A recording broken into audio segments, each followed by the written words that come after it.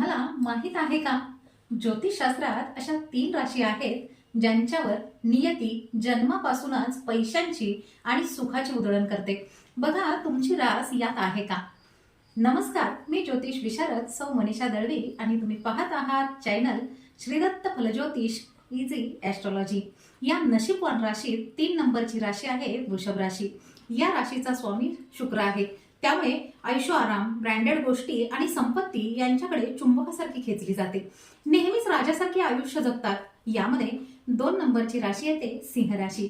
यांचा राजेशाही तोरा जन्मापासूनच असतो. नशीब यांना अशी साथ देते की हे ज्या कामामध्ये हात घालतात त्याचं सोनं करतात. नेतृत्व करणे यांच्या रक्तातच असते.